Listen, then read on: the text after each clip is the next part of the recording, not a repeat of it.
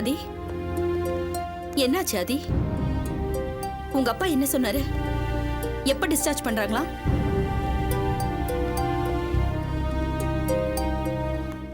ஆதி, ஏன் அமைதியா இருக்க? என்னாச்சுன்னு கேக்குறல்ல? அம்மா, உங்களுக்காக நான் எவ்வளவு அவமானம் வேணாலும் தாங்கிப்பேன். என்னடா சொல்ற? கிரி, என்ன நடந்துச்சு?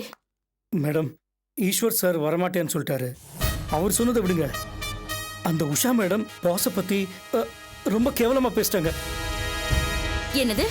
உஷா கேவலமா பேசினாடா? ஆமா மேடம், பாஸ் எவ்வளவோ அமைதியா பேசினாரு. ஆனா அவங்க எடுத்தெறிஞ்சு பேசினாங்க. அவ எதுக்கு எடுத்தெறிஞ்சு பேசினா? இதுல அவளுக்கு என்ன உரிமை இருக்கு? பாஸோட பொண்டாட்டின தானே வெளி உலகம் நினைச்சிட்டு இருக்கு.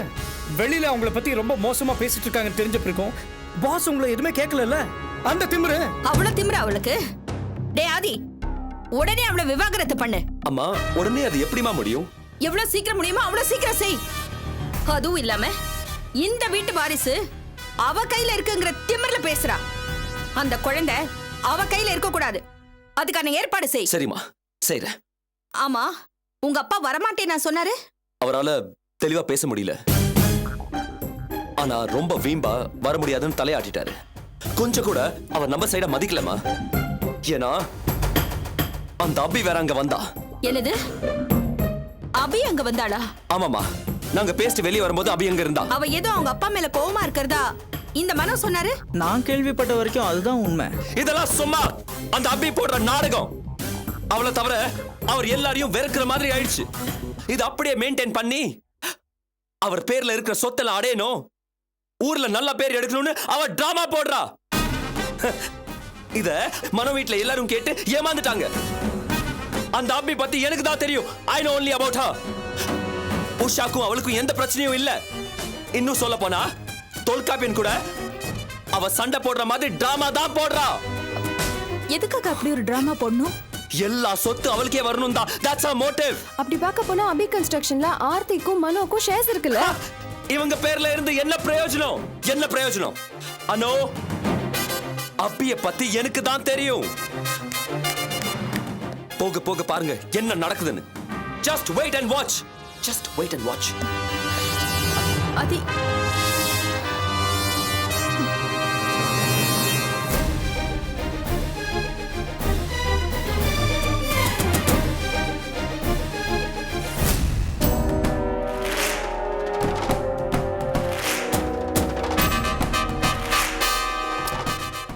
வந்தது ஆண்டனின்னு தெரிஞ்சும் அவனை பிடிக்காம இப்படி கோட்டை விட்டிய சித்ரா.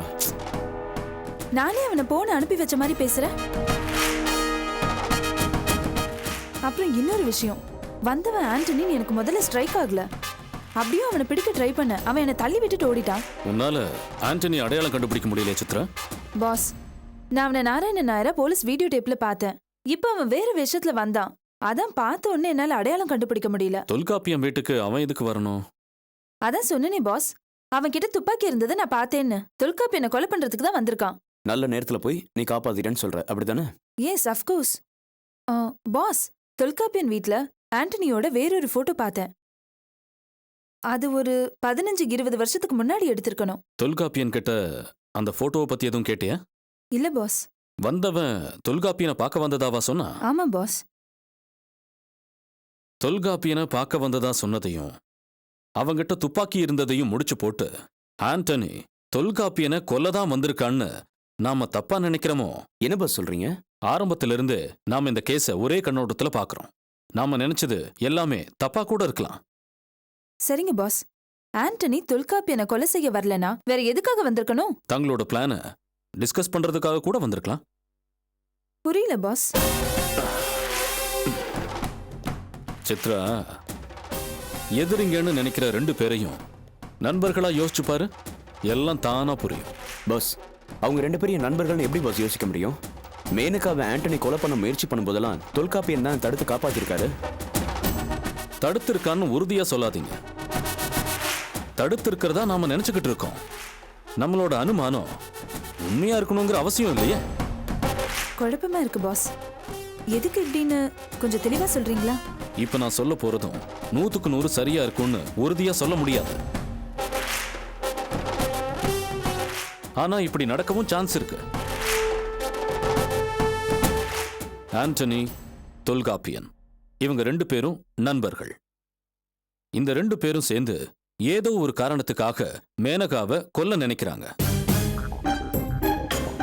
ஒவ்வொரு தடவையும் மேனகா தப்பிக்கிறா. அந்த சந்தர்ப்பத்துல தொல்காப்பியன் தான் அவளை காப்பாத்துற மாதிரி ஒரு சூழ்நிலையை உருவாக்கி தப்பிச்சு போயிடுறாங்க. அப்படி ஒரு மாயைய எதுக்காக உருவாக்கணும்? காரணம் இருக்கு சித்ரா. ஆண்டனி தான் கொலைக்காரன்னு போலீஸ் அவனை தீவிரமா தேட ஆரம்பிச்சிடும். தொல்காப்பியன் மேல அவங்களுக்கு கவனம் இருக்காது. அந்த சந்தர்ப்பத்தை பயன்படுத்தி மேனகாவை கொல்றதுக்காக அடுத்த திட்டத்தை தொல்காப்பியன் எந்த பிரச்சனையும் இல்லாம உருவாக்கலாம். அவங்க 2 பேருக்கும் மேனகாவை கொலை பண்றதுக்கு என்ன மோட்டிவ் இருக்க முடியும்? இந்த கேள்விக்கு என்கிட்ட பதில் இல்ல. 2 பேரையும் கையும் களவுமா பிடிச்சாதான் அதை தெரிஞ்சுக்க முடியும். பாஸ், எனக்கு என்னமோ தொல்காப்பியன் அப்படி நினைச்சு பார்க்க முடியல. எதிர்பாராததை கூட சில சமயங்கள்ல எதிர்பார்க்கணும். எல்லா கோணங்கள்ல இருந்தும் இந்த கேஸை நாம அணுக வேண்டியிருக்கு. தொல்காப்பியனோட ஓல்ட் ரெக்கார்ட்ஸும் அவ்வளவு நல்லா இல்ல. சின்ன வயசுலேயே கொலை பண்ணிட்டு ஜெயிலுக்கு போயிருக்கான். அந்த கேஸ பத்தியும் நமக்கு முழுமையா தெரியல. திருவனந்தபுரம் சிறுவர் சீர்திருத்த பள்ளியில இருந்த ரெக்கார்ட்ஸை பார்த்துதான் அந்த விஷயமே நம்ம தெரிஞ்சுக்கிட்டோம். அந்த வார்டனே அங்க இருந்த வரைக்கும் தொல்காப்பியன் எந்த பிரச்சனையும் பண்ணாம ரொம்ப நல்லவரா இருந்தாருன்னு சொல்லியிருக்காரு. தொல்காப்பியன் நல்லவனாவே இருக்கலாம். அவனுக்கும் மேனகாவுக்கும் என்ன மாதிரியான விரோதம் இருக்குன்னு நமக்கு தெரியலையே. மத்தவங்க கிட்ட நல்லவனா நடந்துக்கிறவன் கொலை செய்யற அளவுக்கு போக மாட்டானா என்ன? ஓகே பாஸ், நீங்க சொல்ற மாதிரியே தொல்காப்பியனும் ஆண்டனியும் மேனகாவை கொலை பண்ண முயற்சி பண்றாங்கன்னே வச்சுப்போம். இந்த சிச்சுவேஷன்ல நம்ம அடுத்த ஸ்டெப் என்னவா இருக்கும்? தொல்காப்பியனை தொடர்ந்து க்ளோஸா வாட்ச் பண்றதை தவிர வேற வழி இல்ல. அதுக்கு முன்னாடி நாம அசிஸ்டன்ட் கமிஷனர் ஆஃப் போலீஸுக்கு இன்ஃபர்மேஷன் கொடுத்தாகணும்.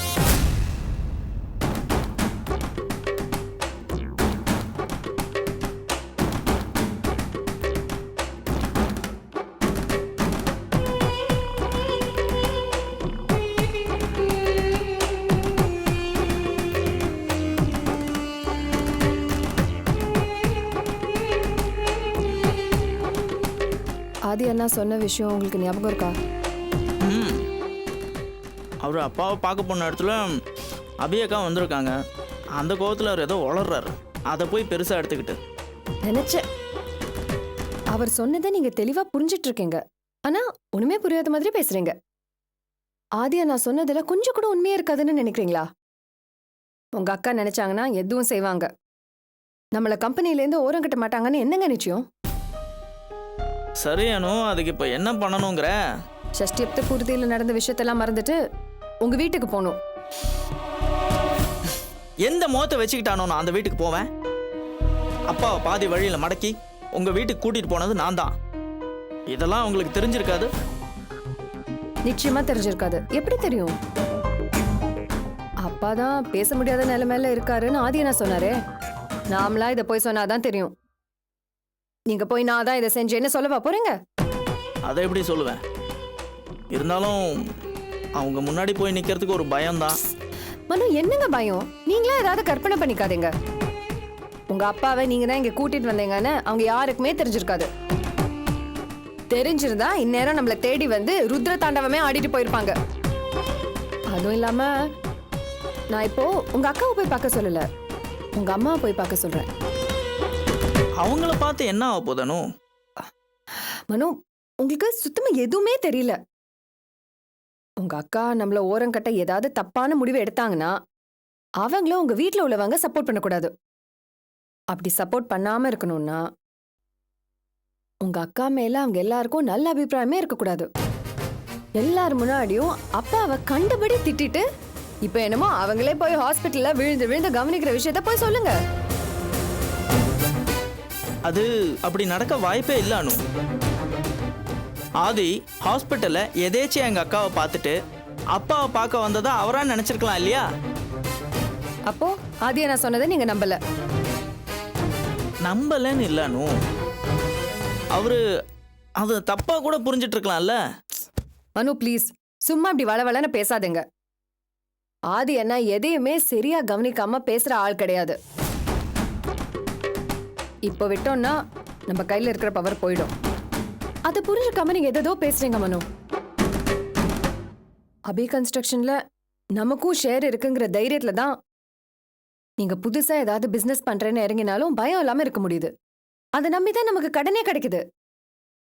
அதுல மட்டும் ஏதாவது பிரச்சனை வந்துருச்சு, மத்தவங்களுக்கு நம்ம மேல இருக்கிற மரியாதை அத்தனையும் போயிடும். அந்த மரியாதையை நம்ம இழக்க முடியாது மனோ.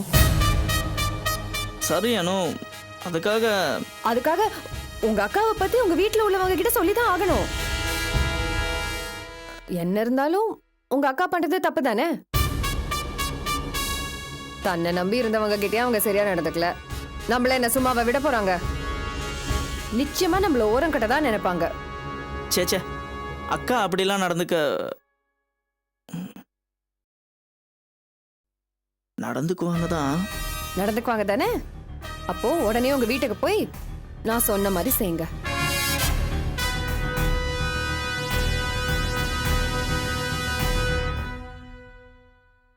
சரி, செய்றேன்.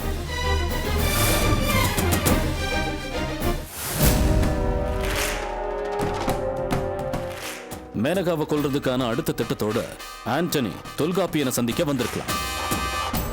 அந்த நேரத்துல தான் சித்ரா அங்க போயிருக்கணும். ஒருவேளை நீங்க சொல்றது உண்மையா இருக்கும் பட்சத்துல தொல்காப்பியனை அரெஸ்ட் பண்ணி உள்ளதல்னா எல்லா விஷயமும் வெட்ட வெளிச்சத்துக்கு வந்துரும் போல இருக்கு. இந்த விஷயத்துல நாம அவசரப்படக்கூடாது. நான் சொன்னதெல்லாம் என்னோட அனுமானம். ஒருவேளை இது உண்மையா இருக்கும் பட்சத்துல தொல்காப்பியனை தொடர்ந்து நாம சந்தேகப்படாத மாதிரி இருக்கிறதா காட்டிக்கிறதான் புத்திசாலித்தனம். அப்பதான் தொல்காப்பியன் தன்னோட திட்டங்களை தொடர்ந்து செயல்படுத்த தொடங்குவான். அப்போ அவனை கண்காணிக்கிறதுக்கு மட்டும் ஏற்பாடு பண்ணா போதுன்றீங்க? ஆமா sir. Okay sir, I will do that. அப்புறம் இன்னொரு முக்கியமான விஷயம், மேனகாவை கொலை செய்யற விஷயமா தான் அவங்க 2 பேரும் அன்னைக்கு சந்திக்க இருந்தாங்கன்னா மேனகாவோட உயிருக்கு ஆபத்து நெருங்கிக்கிட்டு இருக்குன்னு அர்த்தம். ஒவ்வொரு தடவையும் மேனகா அதிர்ஷ்டவசமா தப்பிச்சுக்கிட்டு இருக்காங்க. அதனால இந்த தடவை அந்த அக்யூஸ்ட் கிட்ட ரொம்ப தெளிவான திட்டம் இருக்கலாம். நிலைமையோட சீரியஸ்னஸ் எனக்கு புரியுது மிஸ்டர் குலோத்துங்க சோழன். கண்டிப்பா இந்த தடவை மேனகாவோட பாதுகாப்பை நான் அதிகப்படுத்துறேன். சார், இந்த விஷயம் மற்றவங்களுக்கு தெரியாம இருந்தா நல்லா இருக்கும் சார். மேனகாவையும் காப்பாற்றணும், பாதுகாப்பையும் அதிகப்படுத்தணும். ஆனா இந்த விஷயம் யாருக்கும் தெரியக்கூடாது. ஓகே, முடிஞ்ச அளவுக்கு உங்க ஐடியாவை நான் ஃபாலோ பண்றேன். தொல்காப்பியனையும் ஆண்டனியும் கையும் களவுமா பிடிக்கணும்னா இதை தவிர வேற வழி இல்லை சார். குற்றவாளியை பிடிக்கிறத விட மேனகாவோட உயிர் முக்கியம். முதல்ல நம்ம அதுக்கு தான் முக்கியத்துவம் கொடுக்கணும். ஸோ முடிஞ்ச வரைக்கும் கூடுதல் பாதுகாப்பு கொடுக்கறத யாருக்கும் தெரியாம பாத்துக்கிறேன். Okay sir. அப்புறம் இந்த முடிவு எடுக்கிறதுக்கு முன்னாடி எங்க டீமோட நிறைய டிஸ்கஸ் பண்ண வேண்டியிருக்கு. எனிஹவ், நீங்க கொடுத்த தகவலுக்கு ரொம்ப நன்றி. இனிமே இந்த பிரச்சனை நாங்க பாத்துக்கிறோம் sir. Okay, welcome. Thank you. Bye. Bye. Thank you sir.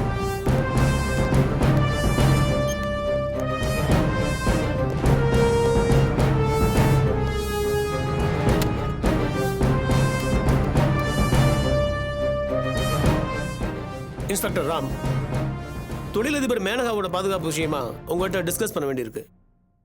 Please report my cabin immediately with your total team. Mister Ram, அப்புறம் நம்ம டிஸ்கஸ் பண்ண போகிற விஷயம் வெளியில் யாருக்கும் தெரிய வேண்டாம். ஓகே.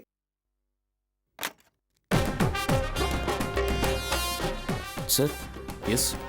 இந்த கேஸ்ல நம்ம வேலை இதோட முடிஞ்சுதா? விவேக், போலீஸ் அவங்க பாணியில இதை ஹேண்டில் பண்ணுவாங்க. வழக்கம் போல நாம நம்ம வேலையை பார்ப்போம். இந்த கேஸ் ஒரு முடிவுக்கு வர்ற வரைக்கும் நாம இதிலிருந்து விலக முடியாது. வாங்க. வா. மாமாவை ஹாஸ்பிட்டல் அட்மிட் பண்ணி எவ்வளவு நாள் ஆகுது? இப்போ என்னமோ பெரிய யோகிய மாதிரி என்ன குத்தம் சொல்லிட்டு இருக்கான். பயங்கரமா கோவம் வந்து அவனை லெஃப்ட் அண்ட் ரைட் வச்சு வாங்கிட்டேன். டைவர்ஸ் நோட்டீஸ் அனுப்புவேன்னு சொல்லி மிரட்டுறான் வேற. அனுப்பட்டுமே, அதையும் தான் பாத்துருவோம். நான் பாட்டுக்கு பேசிட்டு இருக்கேன், நீங்க எதுவுமே சொல்ல மாட்டேங்கிறீங்க. இல்ல, நீங்க செய்யறதெல்லாம் சரியானு யோசிச்சுட்டு இருக்கேன். நான் பண்றது 200% கரெக்ட் தான் தோல்ஸ். அதுல எந்த சந்தேகமும் வேண்டாம். உஷா, என்னதான் இருந்தாலும் ஈஸ்வர் ஆதியோட அப்பா, ஆதி அவரோட பையன். அவங்களுக்குள்ள அந்த பாசம் இல்லாமலா போயிடும்? ஏதோ கோபத்துல அவர் கத்தி இருக்கலாம், அதுக்காக நீ ஓவரா ரியாக்ட் பண்றதா? Are you joking? ஆதிக்காவது பாசமாவது, அதெல்லாம் மனுஷங்களுக்கு, ஆதிக்கு இல்ல. சரி, கதை தொடங்க, உள்ள போலாம். தம்பி, உங்களுக்காக தான் காத்துட்டு இருந்தேன். வாடகை அம்மாட்ட கொடுத்துட்டேன் சார். வாடகை எல்லாம் கொடுத்துட்டீங்க. கொடுத்த வரைக்கும் ரொம்ப சந்தோஷம். முதல்ல வீட்டை காலி பண்ணி கொடுங்க.